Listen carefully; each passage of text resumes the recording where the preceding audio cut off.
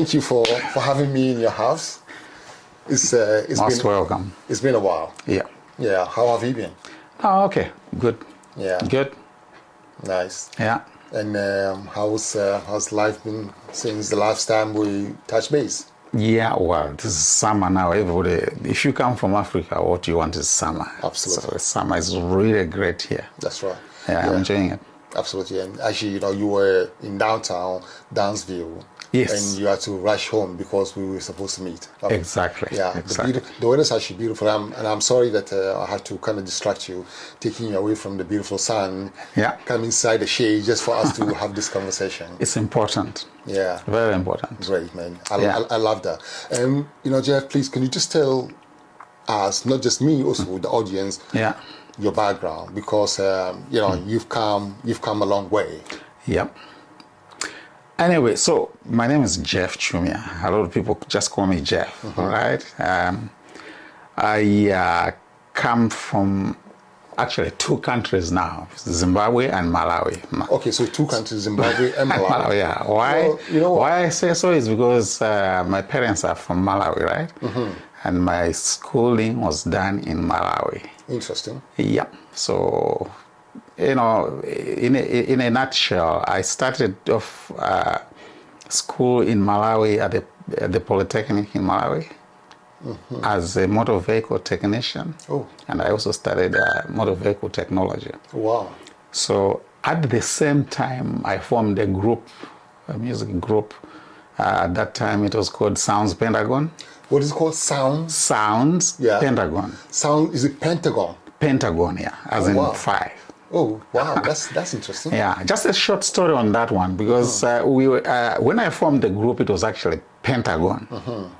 But then a colleague of mine said, look, can I join your group? And his name is Wambali. Wambali is a very popular musician. Unfortunately, he passed away. Oh, wow. Yeah, so when I formed the group, he said, can I join? I said, yeah. But the other guys didn't quite want him to join. So they didn't want him to join. Was it because he's already big? No. He was like green. Okay. Yeah, he hadn't played in the group before, and so it's like, we wanted to bring in, because we really wanted somebody to sing in the front, all right? Yeah. So he joined, and nobody regretted. Okay. Because he ended up, as I speak right now, the most popular musician from Malawi. Interesting. Yeah, so we have Pentagon, we're 5. That's right. Yeah, but then we got sponsorship from a company called Sounds Incorporated. Wow. So you guys did really well. Oh, yeah, because I think we were one of the first groups in Malawi to have a band manager. Amazing. Which year was this? It was in the mid-70s. Wow. Yeah. Wow. That must be really... Yeah. So we had a band manager. He was doing everything, that a band manager should do. And so for that reason, instead of being Pentagon, we ended up having a name from their company, Sounds. So the group ended up being Sounds Pentagon. Oh, so you kind of, you guys were like collab with this, company to form the whole group. So it's actually, Sounds Pentagon. That's interesting, yeah. So, well, in those days, people just said SP. SP is that? Sounds Pentagon. Short abbreviation. Yeah. So at our peak, we were the most popular group in Malawi. And we were playing mostly at the universities and big functions. And I think we were the only group that could select where to go at our peak. Amazing. Yeah. Amazing. And do you guys have like a record then? Unfortunately, in those days, we didn't have recording companies in Malawi, other than recording with the radio stations. Okay. There used to be a program called Teen Beat on Saturdays. Teen Beat? Teen Beat. Wow. So a band would go in there and record live with an audience. So yes, those are the only recordings that we have. Yeah. So now, this is now back in Malawi. Yes. Okay, how was the transition? How did you transition from Malawi to Zimbabwe? Okay. And did the music continue while you were still in Zimbabwe? So what happened was my bassist lost his father in Zimbabwe. Okay. So he went to Zimbabwe, and there were a few changes in the group. We had to get another guy, fantastic guy called Mbura Chona. He's now in Botswana to complement the lineup. Mbura Chona. Mura, okay. Mbura. Okay. Is he also still in the music? Oh yeah, he's. So anyway, when you went, I took a vacation. I said, let me go to Zimbabwe. So I went there. And then, after spending about 2 or 3 weeks, he says, you see how Zimbabwe is. Why don't we bring the whole group here? So I went back. Then I resigned at my place of work. I was a technician, motor vehicle technician. Oh, nice. I resigned. Then I went to Zimbabwe. Wow. I went to Zimbabwe. After a few months, the whole band was in Zimbabwe. Amazing. Yeah. We were still playing in Zimbabwe in the Gweru area, which they call the Midlands. Okay. Quite popular. Yeah. But then we, at the end of, I think it was 1983, our frontman, who is Wambali, was still in Malawi, and he had gone into gospel, right? But we were still brothers. He came, I remember him coming again in 83, and we were in Harare the other day, and we just jammed, together. But as I speak right now, he ended up being a fantastic gospel singer. Wow. Yeah, and jazz singer as well. So all this group that you actually, managed to put together were hardcore musicians. Hardcore musicians. Wow. So a bit of background on the type of music that we played.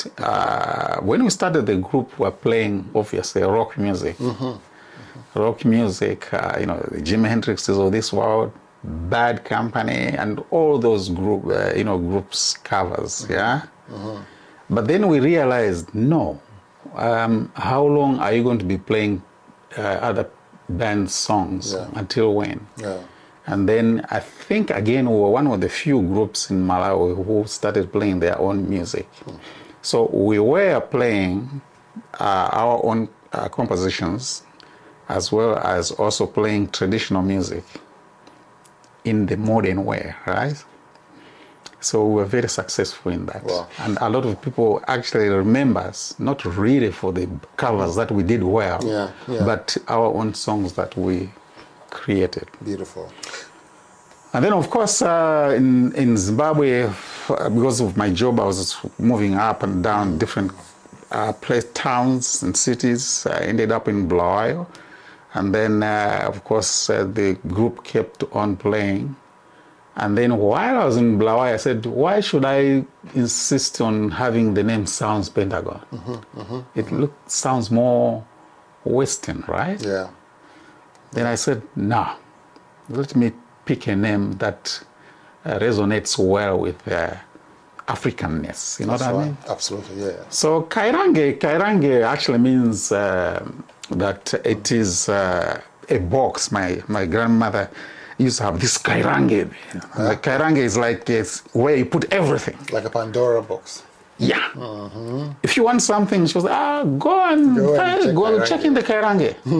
Anything. When I say anything, I mean anything. That's right. And for sure, you'll find it there. That's where they stash stuff. That's where the stuff is.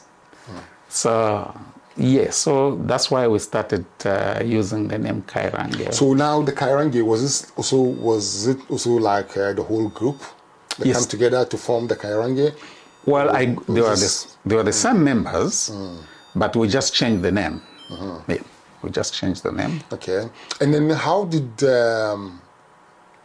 how long did the whole group go, until the separation? How far did Kairange actually, hit?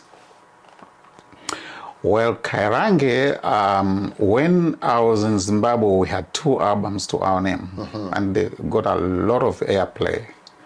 I would say maybe half of the songs that were being played were those that were originally composed within the Sounds Pentagon era. Yeah, but we had so much material. But we, the only ones that were recorded in Zimbabwe were just 2. Yeah.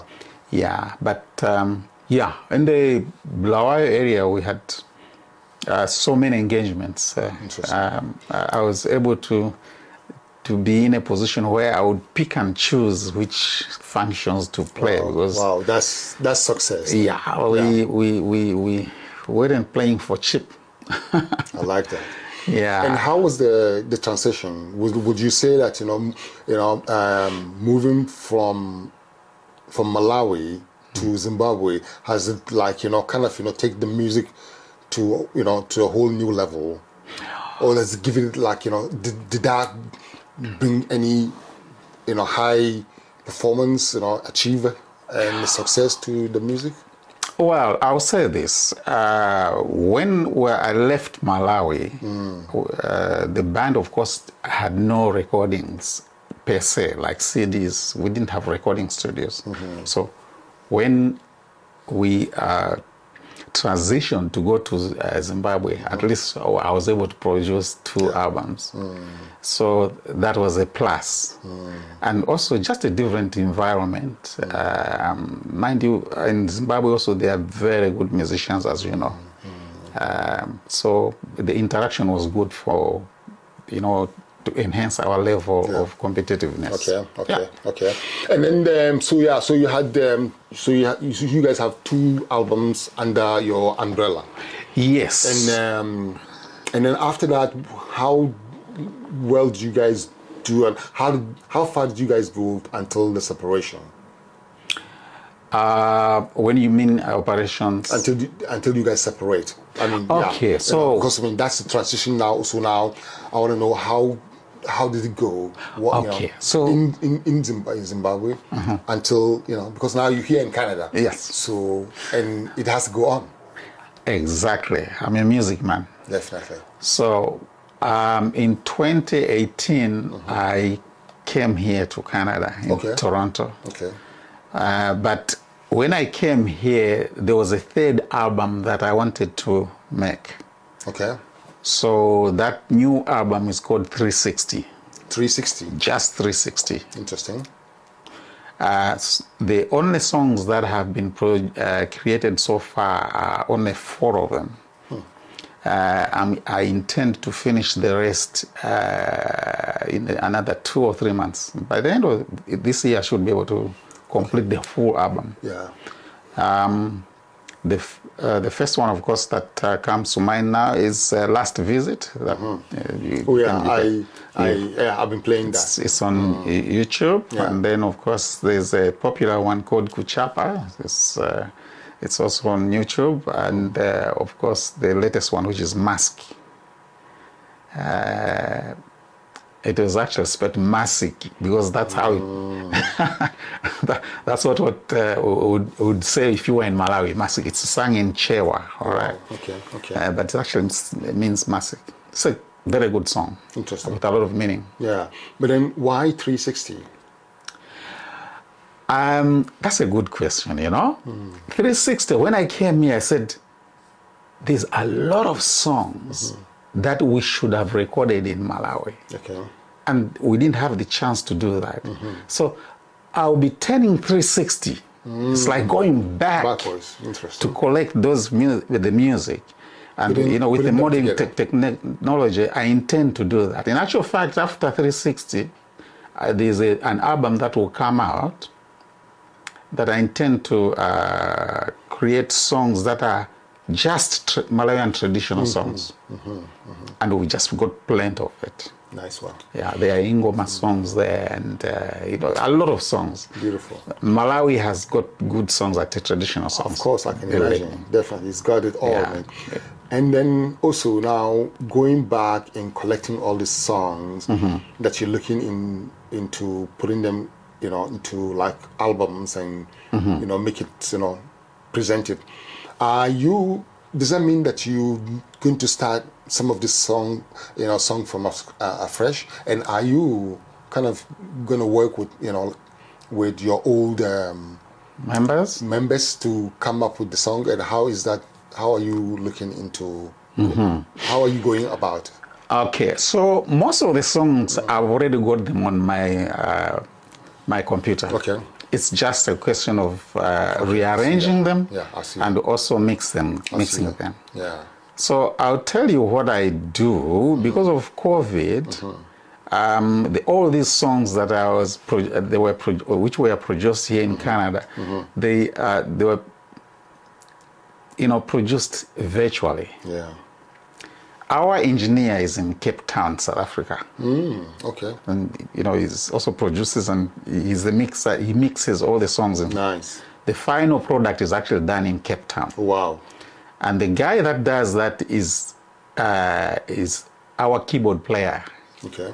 Yeah, he's a very good arranger. Nice one. So we do that. I make all the tracks with my studio here. The guitars and the vocals, and then of course there's a guy who plays bass. Is Edward Kachali. He's in Scarborough. We've known each other for a long time. Okay, in Scarborough here in Toronto. In Toronto. Okay. So he does play, bass guitar. So we normally send 4 tracks to Cape Town.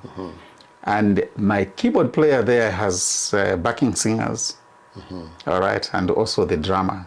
So it's actually, the band is there, but it's just that the 2 members are in Cape Town. Yeah, different part of the world.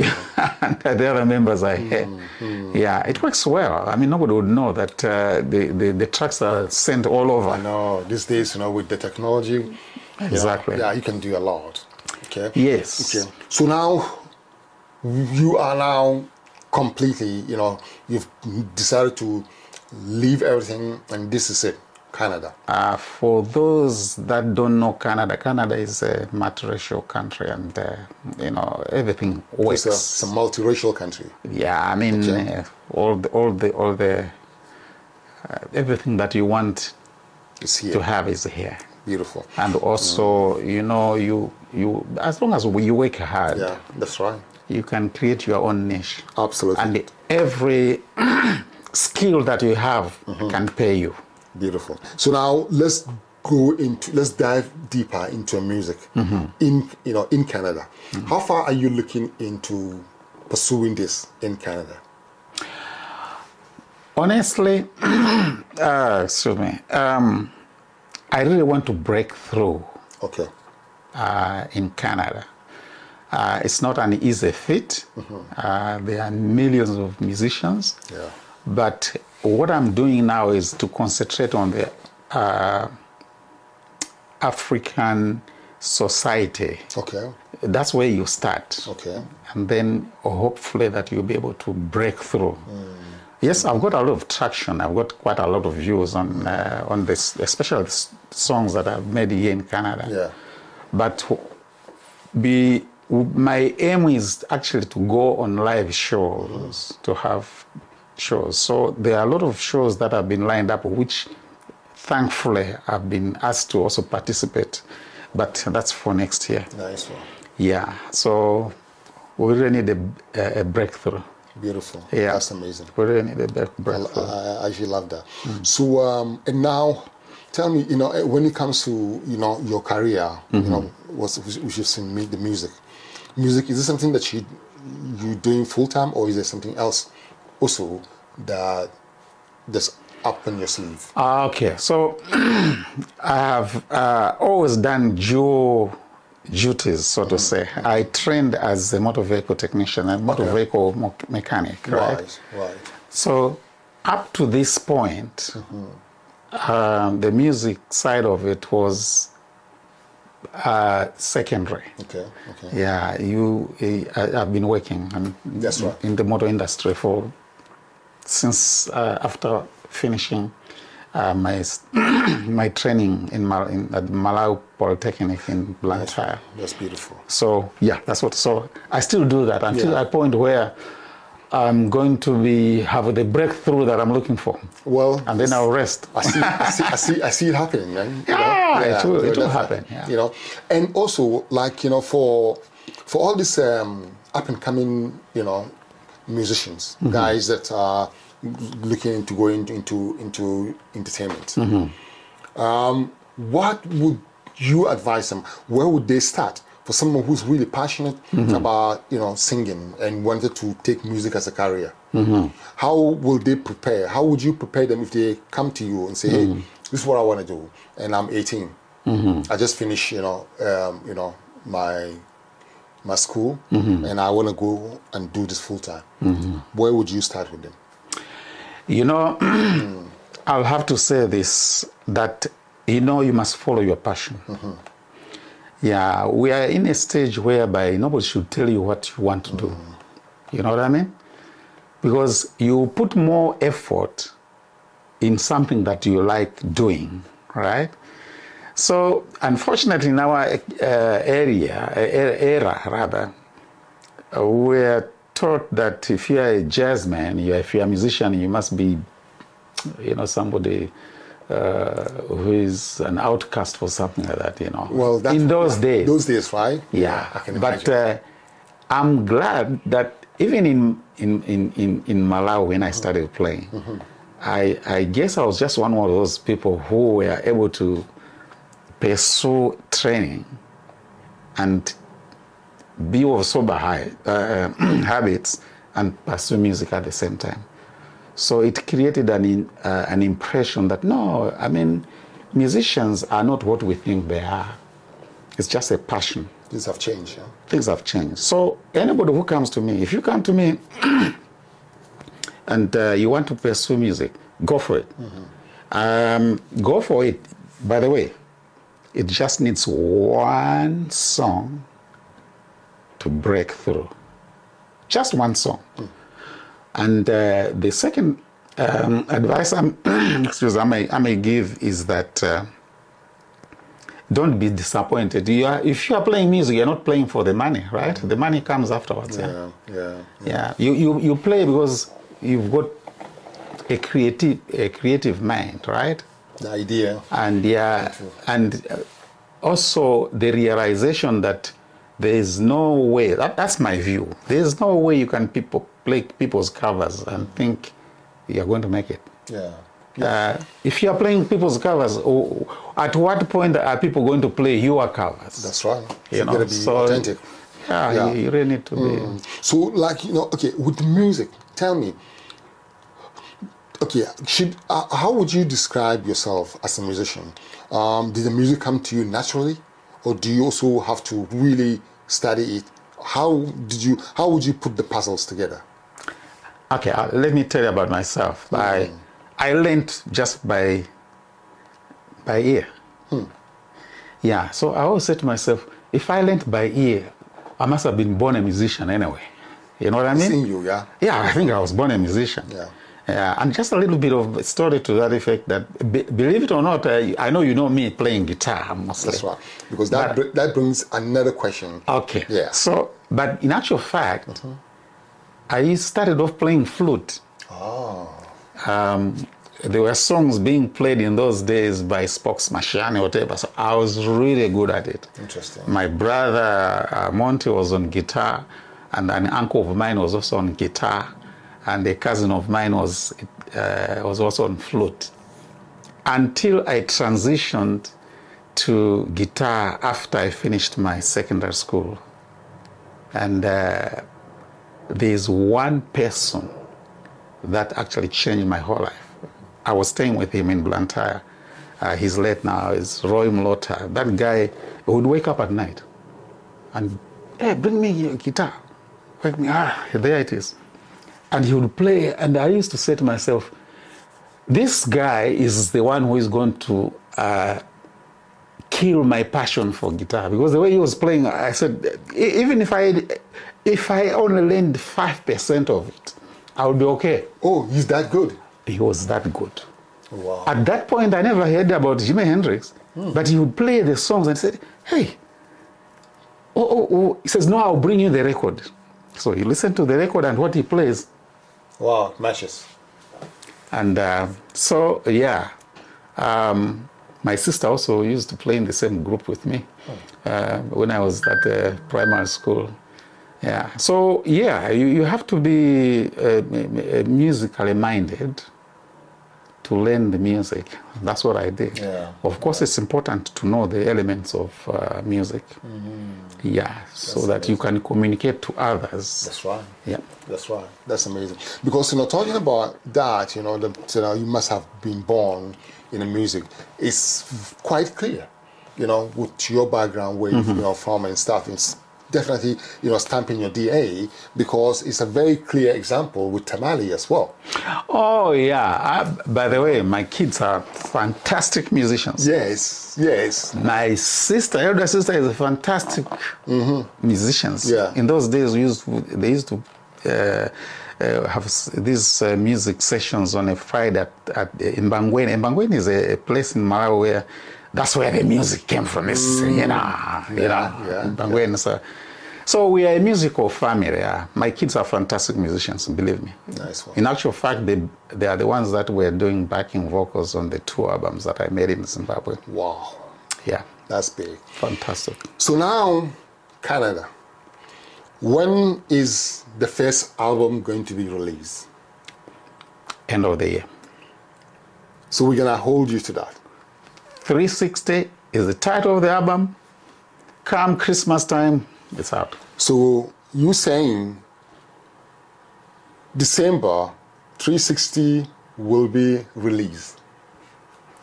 360 will be released in December. Exactly. Okay. The full album will be released, yeah. So we're gonna watch out. And then where are we gonna get it? Are we buying them, or are we gonna, have to get it from any platform? Yes. Yeah. So they'll be on Spotify, iTunes, and all the streaming platforms. Okay. Yeah. Okay.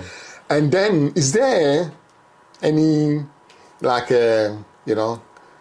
tips or sneak peek that we can get from one of the albums? Yeah. Well, the latest song, I think, is what is causing a lot of buzz. And this is a song called Masiki. Okay. Yes. Masiki is a bit humorous, but it says exactly what it is. It's about the mask. That if you wear a mask, it's very difficult to know the emotion behind the mask. Yeah. Do I know that you are angry? I don't know. Do I know that you are smiling? You cannot tell. It's hard to tell. It's very difficult. Yeah. So, do I know that you have got teeth? No, that's right. I have no idea whether you are toothless, That's right. So, it's a good place to hide. Yeah, it's a good place to hide. So we're saying, no, how did it come? It came because of COVID. So, COVID, please go away. Wow. Because we want to be back where if Ali is smiling, I know you're smiling. You're MC, yeah. That's and if you have no teeth, I know Ali doesn't have any teeth. Yes. So people can listen to Mask. It's a fantastic song. So do you want to give us a quick sneak peek? Yeah. What do you want? Okay. Yeah, which one? I see there's two guitars here. Let me have that one. Okay, this one here. Yes. Let's have that one. Wow, it's solid, man. It's solid. Wow.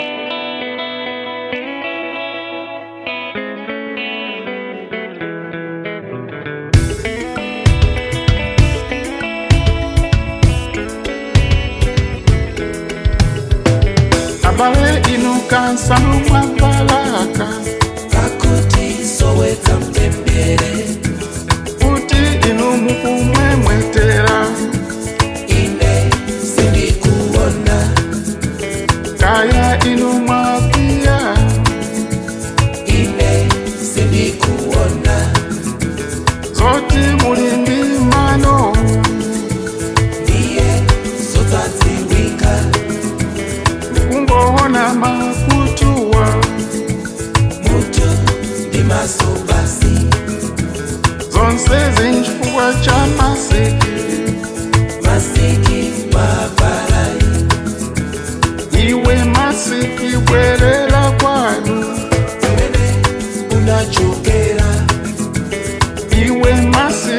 masikiwe aife tatopa nawe choka bwerera kwanuko 19 komweko tenga masiki yako ife tatopa nawe zaiwe ndituza titopesa masiki bwerera kwanu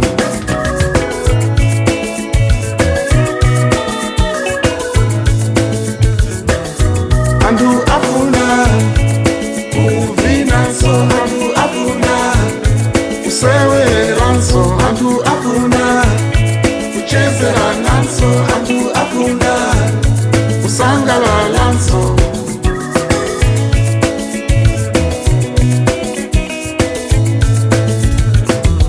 ukamumwetera uzioneka ukakwiya uzionekanso wapanda mano azidziwika iwe masiki tatopa nawe usazabwerenso pano COVID.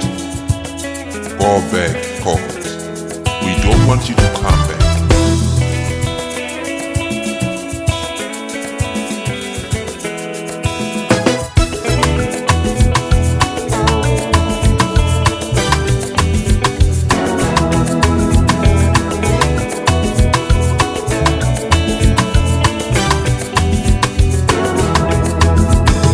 abale inukansa mwavalaka pakuti sowetsa mpembere kuti inu mukumwemwetera ine sindikuona kaya inu mwakwiya ine sindikuona zoti muli ndi mano ndiye zotadziwika kungoona makutuwa mutu ndi maso basi zonse zinchifukwa cha masiki masiki mavarai iwe masiki bwerera kwanu umene unachokera iwe masiki masikiwe aife tatopa nawe choka bwerera kwanuko 19 komweko tenga masiki yako ife tatopa nawe zaiwe ndituza titopesa masiki bwerera kwanu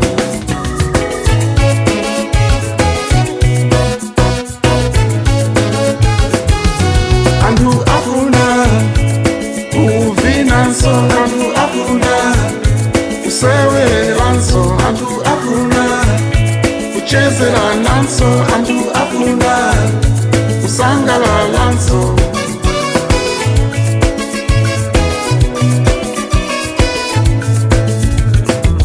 ukamumwetera uzioneka ukakwiya uzionekanso wapanda mano azidziwika iwe masiki tatopa nawe